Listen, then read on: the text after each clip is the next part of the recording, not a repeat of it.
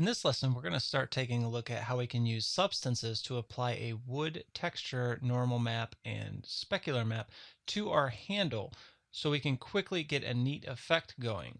Now, to get started on this, first thing, of course, we're going to want to do is hide all of these rings going down our handle so we can see the handle in its entirety. So let's go ahead and open up our outliner. And I can see here that in a previous video, one of these rope handles was separated from the handle rope. So I'm just going to middle mouse drag that into the handle ropes group.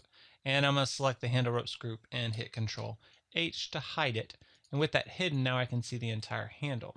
Now I want to open up the Hypershade editor so I can select this material for our handle. So I'll go ahead, open up the Hypershade editor, find our handle material so I can get the attributes for it. And again, you can hit Control A to get to the attributes. Now, in the common material attributes under color, we're going to come over here, we're going to select the checkered box, just like we did for applying the UV testing texture. Well, now we're going to do this for applying a substance. So go ahead and click that box, and you're going to select 2D textures.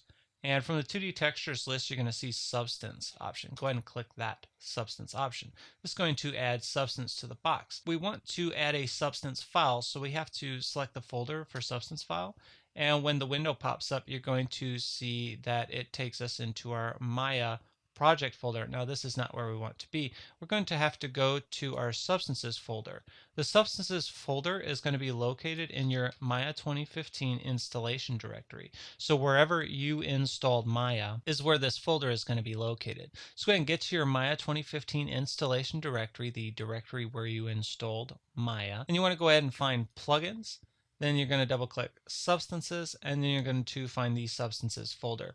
Alternatively, if you cannot find your Maya 2015 installation folder, you can come down here, click start, and you can just go ahead and type in substances. And that's going to search your directory, and you can see you'll find the folder there. Then you can click on it, it'll open it up, and then you can just grab the directory by hitting Control C, and then you can close this and come over here and hit Control V. Now, of course, that's taking me to a second installation. I don't want to do that. But once you find your substances folder, go ahead and go up one level and select that folder and go ahead and just drag and drop that folder into your folder bookmarks. That way you can access it easily anytime you're using substances in the future. It'll always be in your folder bookmarks. So let's go ahead and find our wood substance. Now there are a lot of substances here, and after this video I do encourage you to play around with different substances and see what all is available within Maya. I'm going to be using varnished wood for this tutorial. So I'm going to select varnished wood and click open. Now you can't see any change on the model right now. That is because we do not have hardware texturing enabled. So anytime you're using substances, if after you've selected the substance and assigned it to a material, you don't see anything changed, what you have to do is come up to shading, drop that down and find your hardware texturing box and go ahead and check that box. Secondly, if you're still not seeing the substance, you need to go up to render and make sure you're set to viewport 2.0. So with those options selected, now you can see we can see our wood texture applied to our handle. Now we are going to have to make some adjustments to this, as you can see already. But for starters, let's go ahead and get this set up. So we're going to come up here, we're going to select textures in our Hypershade editor. And we're going to select the substance option. Now with substance option selected, we can see that we have our options for this substance. The first issue that we need to take care of is the resolution. This is way too low of a resolution. I want to raise this up. That's kind of blurry. It'll look terrible. So let's go ahead and raise that up. Let's drop this down, come down and select 2048 by 2048.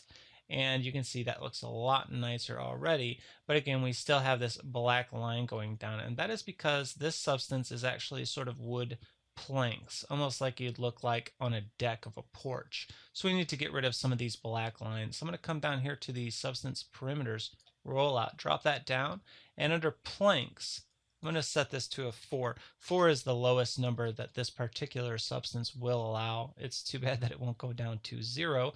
That would save us a little bit of time here on adjustments, but this is fine for what we're doing. So set that to 4, and you can see that there are other perimeters for this. Some perimeters will be the same on all substances. You can set the strength of the normal map, the embossment, or you can change the color of it, setting the hue, change the contrast of it, raising that to darken the darks. But I'm not going to do anything like that. I'm going to leave this default. You can play with these settings if you like, or you can try other substances and see what all is available there. But what we're going to do is we're going to adjust the UV map to get rid of this black line that we have right here. Because even setting these plinks to 4, we didn't get rid of that black line. So I'm going to, before I leave this, I'm also going to turn on the specular. And I'm going to turn on the normal because I want to make use of everything. And you can already see that now we can see this normal map in action on the model already. It looks pretty cool, but we have to get rid of this black line because that's not going to look very good on our model. So let's go ahead and get rid of that. And we also can see we have a black line on the top of the handle near the blade. There's a black line there too. So we just have to adjust the placement of our UVs real fast. So let's go ahead and open up our UV editor. And we're going to right click and select face and select one of the faces. Now, one of the things to remember is we're going to be projecting this high poly model onto our low poly game model. So the location of the UVs does not matter. Again, as stated in a previous video, when you're working with your high poly object, the only thing that matters is the appearance. Nothing else matters. The placement of the UVs on the high poly don't matter. The only matters what texture is being applied to them, what normal map surface is on them, what substance is on them, because that information is going to be projected over to the correct UV map on our low poly object when we do the projection. So let's go ahead and right click, select shell, and I can see this is the handle where that black line is, and you can see the substance texture because I've selected a face that has this substance assigned to it. So I can see the substance inside our UV editor. So with that substance shell selection, I'm going to press W and I'm just going to move this over a bit to get it off that black line right there. And you can see that got rid of that black line on our handle.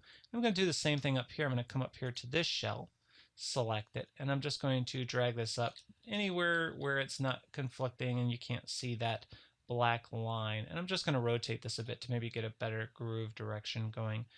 And that looks pretty good. So I'll right click, I'll go to object mode, click off, and I can see it pretty good. And I'm going to select the object here. I'm going to press F to focus in on it, kind of zoom in, and that'll help me rotate around it a bit better. So I'll just click off, kind of take a look. That looks pretty good to me. Kind of happy with the way that turned out. So now I'm going to go ahead and finalize this substance because I'm happy with the way this turned out. So I'm going to go ahead and finish it up. So I'll go back to the Hypershade editor. And I want to first create a shader network so I can organize this a lot faster. It's just easier for me, I think, to just create a shader network and then create an exported images shader network from it.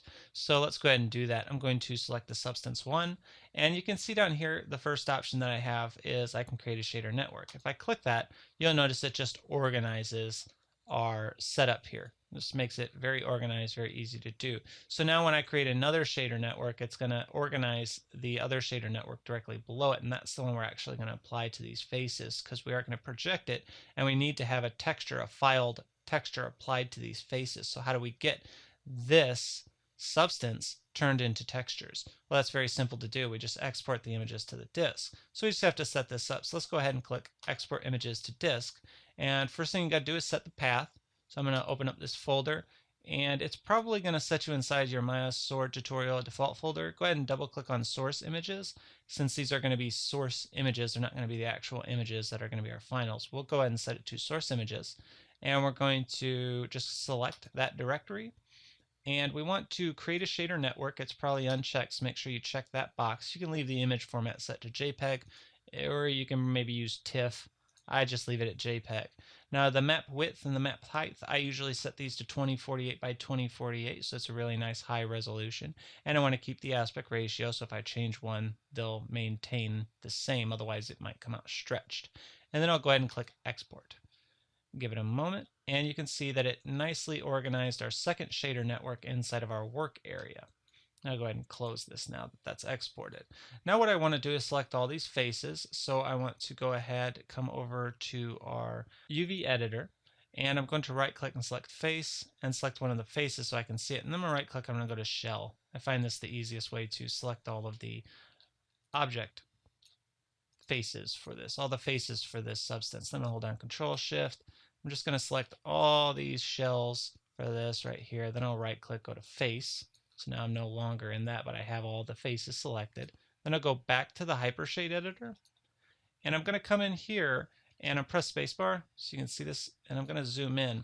You should have, this is the default. This is the one that has the substance outputs. Now if you come down here, you'll notice this shader network below it is not coming from the substance outputs. This is coming from actual files that we put in our source images folder. So we want to assign this substance. So this would be the substance that's coming from the substance network, and this one down here would be the substance that's coming from our files that we exported to disk. So I'm going to select this substance, just right click on it and select assign material to selection. And now if I go back, I hit spacebar, and I go back and I deselect, right click, go to object mode. There we have it. Now we have this wood, nice wood handle applied to our object. Now I'm going to go ahead and I'm going to just finish this up by unhiding these handle ropes. So I'll hit Shift plus H, unhide those. And this is actually looking really nice here. You can play around a bit with different substances. There are so many different substances, and each one of them will have their own special options you can change, and some of them will have the same options. There are some default options on all substances, and then each one of them will have different special parameters like age, how old it is, how worn it is, how ragged it is, how many planks are in it, and you can play around with those to see what comes out. But all right, in the next video, what we're going to start taking a look at is texturing using a combination of Maya and Photoshop. Now, no matter what you do, you're going to have to use some kind of image editing program to get a really good result with your model. So we're going to take a look at how we can texture one of these rope twines and use that texture for all of our rope twines with Photoshop in combination with Maya.